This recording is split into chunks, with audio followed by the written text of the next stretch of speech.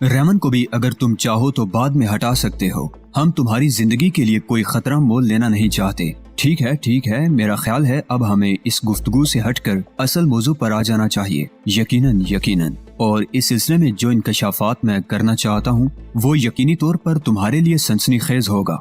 बहरहाल तफसील यूँ है कि रूस के टुकड़े होने के बाद वहाँ बन जाने वाली छोटी छोटी रियासतें अभी तक अपनी मुश्किलात का शिकार हैं और अपने आप को एक मजबूत रियासत की शक्ल में डालना उनके लिए फौरी तौर पर मुमकिन भी नहीं है। असली है कि इतने अंबार हैं उनके पास कि उसे संभालना भी उनके बस की बात नहीं। जदीद तरीन असलिहा ऐसे लोगों के दरमियान पहुंच चुका है जो इसकी अहमियत से भी वाकिफ नहीं है। इसके नतीजे में आने वाले वक्त में बहुत से हादिसात भी हो सकते हैं। असल में यहाँ अमरीकी आबदोजें नाकाम हो गयी और सही तौर पर वो महफूज इंतजाम नहीं कर सकी जिनके तहत इस जहाज को बाहिफाजत अमेरिका के हलीफ मुल्क में पहुंचाया जा रहा था। रेडमैन ग्रुप बैन अल-अक़वामी दहशत गर्दों का ग्रुप है। इसका ताल्लुक किसी एक मुल्क से नहीं है बल्कि इसके कारकुन दुनिया के चप्पे चप्पे पर फैले हुए हैं और वो मुख्तलिफ किस्म की दहशत गर्दी करते रहते हैं। बेशुमार मुल्कों के लिए उन्होंने काम किया है, अपने तौर पर भी बहुत से काम करते हैं और दौलत कमाते हैं। इस प्लांट का अगवा भी उनकी इन्हीं कार्रवाइयों का एक हिस्सा है और इसमें उन्होंने एक शानदार कामयाबी हासिल की है।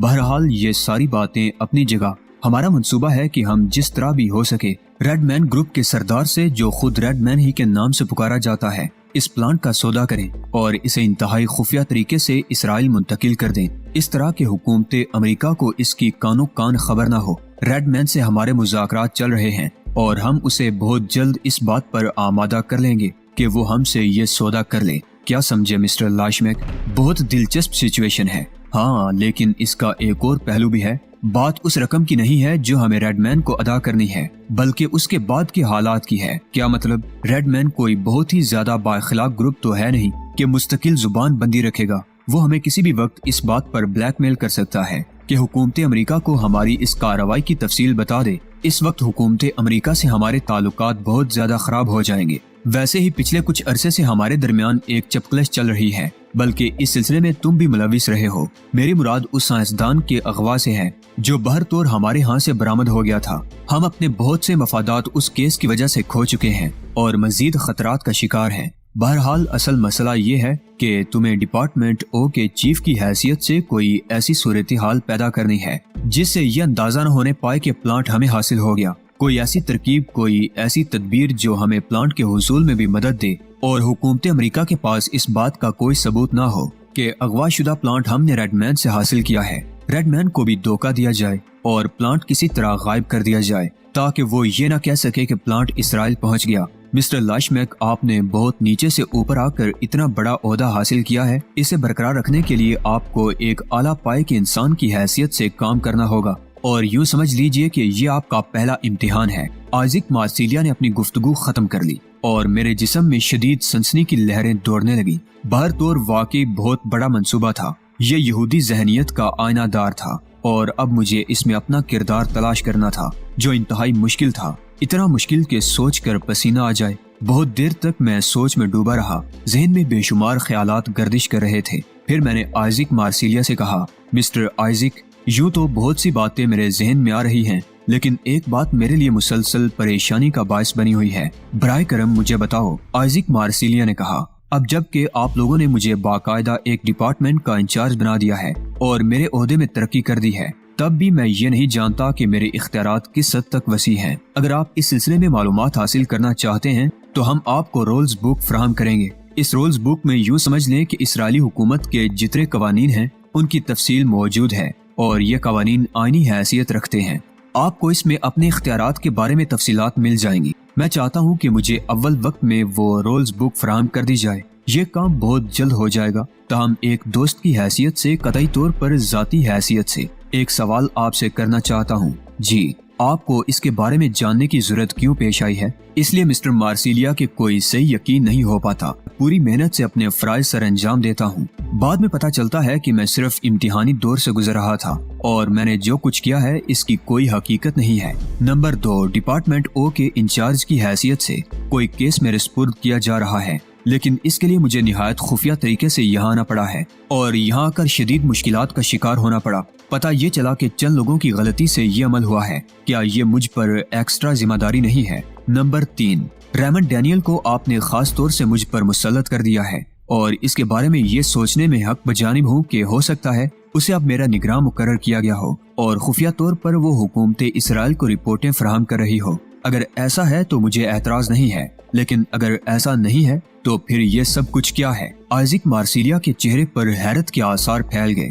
بہت دیر تک وہ گہری سوچوں میں گم رہا، پھر اس نے کہا، اتفاق سے آپ کے تینوں اعتراضات اس قدر مستحکم ہیں کہ میں ان کا جواب دینے کے سلسلے میں پریشان ہو گیا ہوں۔ البتہ کچھ ایسی باتیں آپ سے اپنے طور پر کہہ سکتا ہوں کہ میرے اور آپ کے درمیان تعلقات کی بنیاد پر ہی کہی جا سکتی ہیں۔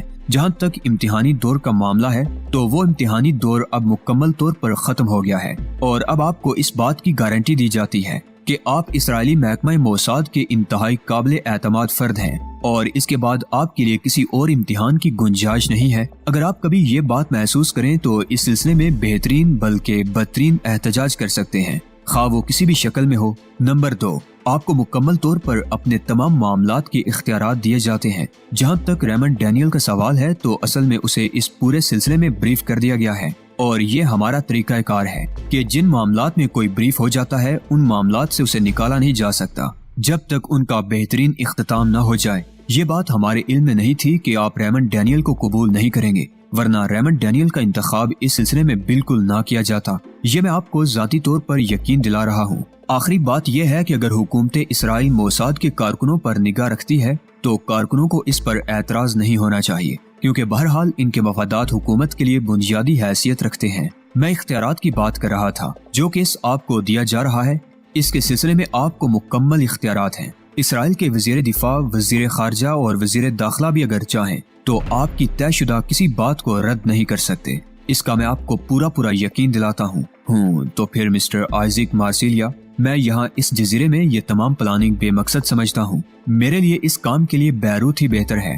آپ کو چونکہ اب یہ اختیارات سونپ دیے گئے ہیں، اس لیے ہر جنبش کا فیصلہ آپ کی پسند کے مطابق ہوگا۔ اس کے علاوہ اپنے ساتھ 11 افراد کی ٹیم کا سلیکشن آپ اگر چاہیں تو تل ابیب آ کر سکتے ہیں۔ موساد کے او ڈپارٹمنٹ کے لیے جو پرانے لوگ سرگرم عمل تھے، ان میں سے جو دوسرے محکموں میں کھپ گئے ہیں، ان کے علاوہ جو باقی ہیں انہیں آپ کی خدمت میں پیش کر دیا جائے گا۔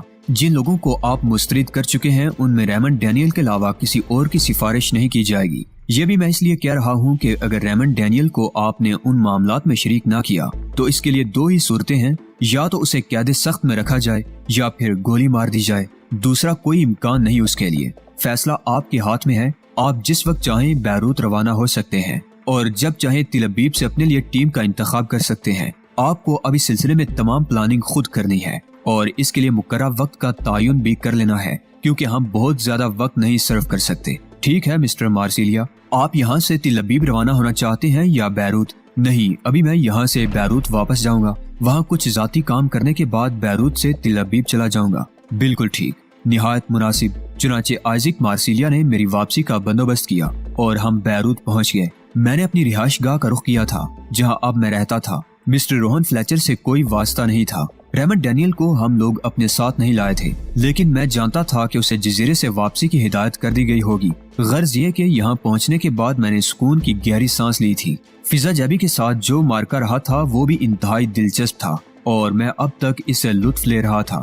یہ بہت دلکش بات تھی کہ میں اپر ہینڈ رہا تھا اور ان لوگوں کو شکست دینے کے بعد فضا جیبی سے میرا سامنا ہوا تھا۔ یعنی یہ نہیں ہوا تھا کہ مجھے فضا جیبی سے رعایت کی بھیک مانگنی پڑی ہو، اس نے خود الٹی مجھ سے معافیاں مانگی تھی اور اپنے آدمی کی زندگی بخشنے کی درخواست کی تھی۔ بہرحال عجیب و غریب لڑکی تھی، بار بار اس سے ٹکراؤ ہو رہا تھا۔ میرے دل میں اس کے لیے انتہائی احترام کے جذبات تھے، کیونکہ میں جانتا تھا کہ وہ تن من دھن کی بازی لگائے ہوئے مظلوم فلسطینیوں کے لیے سرگرم عمل ہے۔ پھر مسٹر آئزک مارسیلیا نے مجھے رولز بک پیش کر دی اور میں نے اس کا بغور جائزہ لیا۔ کسی گروپ کے انچارج کے لیے جو اختیارات تھے میں نے ان پر نوٹس تیار کیے اور انہیں اپنے پاس محفوظ کر لیا۔ پھر ایک دن انتہائی مختصر طور پر میں نے آفتاب کمال سے رابطہ قائم کیا۔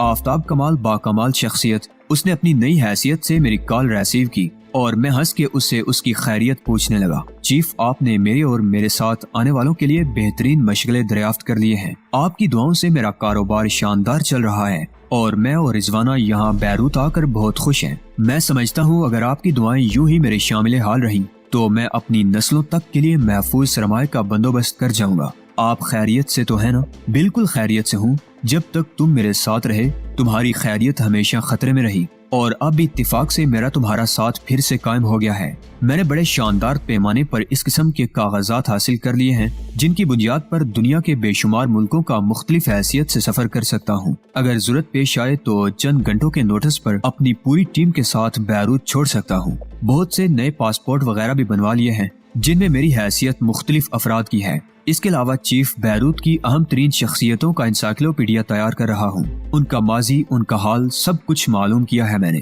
اور اگر کبھی آپ نے اجازت دی تو انہیں بلیک میل کر کے بیروت میں کسی بہت بڑے کاروبار کی بنیاد ڈال دوں گا۔ خیر آفتاب کمال، تمہیں بہت اچھی طرح جانتا ہوں میں، جو کچھ تم کہہ رہے ہو ان میں صحیح باتوں کا تجزیہ کر سکتا ہوں۔ تم نے یقیناً یہاں رہ کر وہ کچھ کر ڈالا ہے جو میں نہیں کر سکا۔ چیف ہمیشہ ہی اس قسم کی باتیں کرتے رہے ہیں، اب اور کیا جواب دوں؟ بہرحال میں تمہیں بہت جلد کچھ رپورٹس دوں گا اور تمہیں ان کے مطابق عمل کرنا ہوگا۔ جلدی پلیز جلدی، آفتاب کمال نے کہا، اور چند لمحات گفتگو کرنے کے بعد میں نے فون بند کر دیا۔ میں اپنے طور پر پلاننگ کرنا چاہتا تھا، چنانچہ اس کے بعد میں نے اپنے تمام معاملات محدود کر لیے۔ گھر میں تھا لیکن ہر ایک سے رابطہ منقطع کر لیا تھا۔ میرے شب و روز اس منصوبے کی پلاننگ میں صرف ہونے لگے تھے۔ بہت غور کیا، بہت سوچا، اور اپنی فطرت کے مطابق اچھی خاصی ڈرامائی سچویشن پیدا کرتے ہوئے میں نے سلسلے میں ایک منصوبہ تیار کر ہی لیا۔ اس کے بعد میں مزید 48 گھنٹے اس منصوبے پر ورک کرتا رہا۔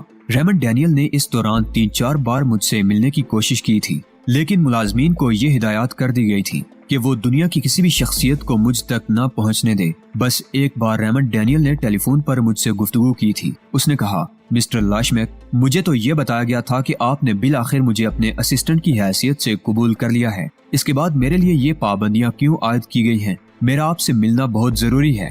ہاں مس ڈینیل، میں نے آپ کو اپنی اسسٹنٹ کی حیثیت سے قبول کر لیا ہے، لیکن ابھی میں آپ سے ملاقات نہیں کر سکتا۔ کیوں مسٹر لاشمیک؟ اس لیے کہ آج کل میں ایک اہم کام کر رہا ہوں اور اس کام میں کسی کی مداخلت گڑبڑ پیدا کر سکتی ہے۔ لیکن چیف، میں بھی آپ سے کچھ اہم امور پر گفتگو کرنا چاہتی ہوں۔ اس کے لیے آپ انتظار کیجئے کہ میں آپ کو طلب کروں۔ اوکے۔ میں نے فون بند کر دیا تھا اور اس کے بعد ریمنڈ ڈینیل کی مزید گفتگو کرنے کی جرت نہیں ہوئی تھی۔ بہرحال میرے پاس بہت گہرے منصوبے تھے اور یہ طے شدہ امر تھا کہ مجھے جو کچھ بھی کرنا تھا ڈبل رول میں کرنا تھا۔ ایک طرف میری دلی کیفیت جن کے تحت بس یہ دل چاہتا تھا کہ کوئی ایسا عمل کر ڈالوں جس سے میرے دل کی یہ آگ ٹھنڈی ہو جائے، دوسری جانب فلسطینیوں کی مظلومیت نے سینے میں آگ لگا رکھی تھی۔ میری دلی آرزو تھی کہ جس طرح بھی بن پڑے میں ان کی کچھ خدمت کروں۔ بہرحال میری کاوشیں ایک شکل اختیار کرتی رہیں اور میں نے ایک حسین منصوبہ تراش لیا۔ کام بہت لمبا تھا، لیکن اس طرز کے کام میرے ملک کے فوجی حکام نے 2-3 بار میرے سپرد کیے تھے اور میں نے ان میں نمایاں کامیابی حاصل کی تھی۔ اس وقت بھی جو منصوبہ میں نے ترتیب دیا تھا وہ انتہائی سنگین نوعیت کا تھا، لیکن اگر اس کے مطابق کام ہو جاتا تو بہترین ثابت ہوتا۔ منصوبے کی تکمیل کرنے کے بعد میرے لیے سب سے اہم مسئلہ آفتاب کمال سے مل کر اس منصوبے کی نوک پلک کو سنوارنے کا تھا۔ میں جانتا تھا کہ میرے لیے سیکیورٹی بہت سخت ہے اور یقینی طور پر مجھ پر بے شمار نگاہیں نگراں ہوں گی اور یہ سب کچھ موساد کے زبردست ایجنٹ ہوں گے، اس لیے آفتاب کمال کو کسی خطرے میں تو نہیں ڈال سکتا تھا۔ خود ہی مجھے اس سے ملاقات کرنی تھی اور اس کے لیے ایک ایسی منصوبہ بندی کرنی تھی جس سے آفتاب کمال کی پوزیشن محفوظ رہ سکے۔ میں نے خفیہ طور پر اپنے اس منصوبے کے پوائنٹ تیار کیے اور پھر ایک مقررہ وقت پر خاموشی سے اپنے مکان سے نکل آیا اور پھر نہ جانے کہاں کہاں کے فاصلے طے کرتا رہا۔ بالآخر مارکو پولو پہنچ گیا۔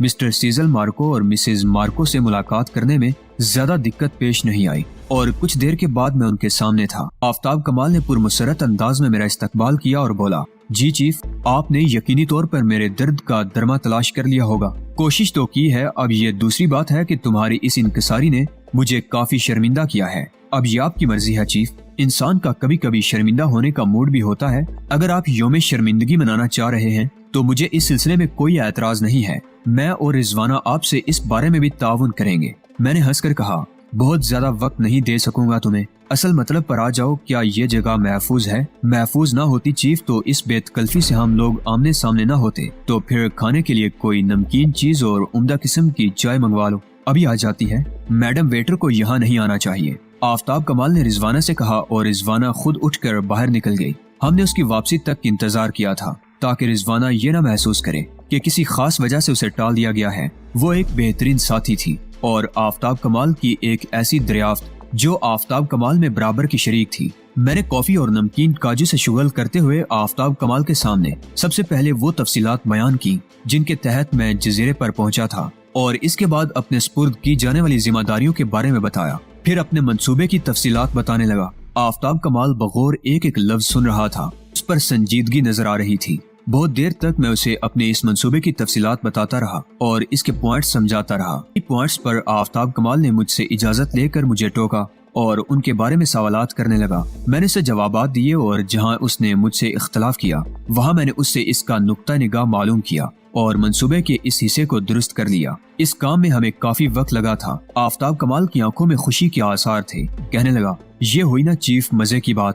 آغاز ہوا تو اس شاندار پیمانے پر آپ کا شکر گزار ہوں کہ آپ نے مجھے میرے معیار کے مطابق اس کام میں شریک کیا۔ ہمیں اس کا ایک اسکرپٹ تیار کرنا ہوگا، تمہیں اپنے طور پر یہ کرنا ہے۔ اور اب یہ بتاؤ آفتاب کمال کہ اس سلسلے میں تمہیں کیا مشکلات پیش آ سکتی ہیں۔ یہ صرف اتفاق ہی ہے چیف کہ میں اس دوران آپ کے اس منصوبے کی تکمیل کے سلسلے میں پیش آنے والی مشکلات کا حل تلاش کرتا رہا ہوں۔ میرا خیال ہے مجھے کوئی مشکل پیش نہیں آئے گی، تو پھر میں مطمئن ہو جاؤں۔ بالکل چیف، میرے اور آپ کے رابطے کے لیے اب ہمارا وہ خفیہ طریقہ کار قابل عمل ہوگا جس کے تحت ہم اپنے دشمنوں سے محفوظ رہے ہیں۔ بالکل، میں تمہیں اشارے دیتا رہوں گا اور میں اس وقت کے بعد سے محترمہ رضوانہ کے ساتھ مل کر اپنے اس منصوبے کی تکمیل کے لیے کام کرتا رہوں گا۔ ٹھیک ہے، اب مجھے اجازت دو، میں نے کہا، اور کچھ دیر کے بعد میں آفتاب کمال سے رخصت ہو کر باہر نکل آیا۔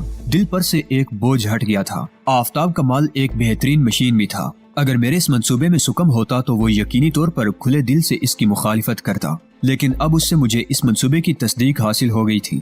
بعد میں گھر واپسی ہی مناسب تھی، کوئی اور ہنگامہ خیزی اس وقت بالکل بے مقصد تھی۔ پھر یہاں آنے کے بعد مجھے معلوم ہوا کہ میڈم ریمنڈ ڈینیل مسلسل میری طاق میں لگی ہوئی ہیں۔ میرا اپنا کام مکمل ہو گیا تھا۔ ریمنڈ ڈینیل کی طرف سے بھی دل میں تھوڑی سی نرمی پیدا ہو گئی تھی۔ میرا خیال ہے میں ان سے بھرپور انتقام لے چکا تھا، اب بہت زیادہ انہیں نظر انداز کرنا مناسب نہیں تھا، اور پھر جب وہ مجھ پر مسلط ہو ہی گئی تھی تو تھوڑے سے احسان کے ساتھ بالآخر ان سے صلح نامہ کر لیا جائے تو کوئی حرج نہیں ہے۔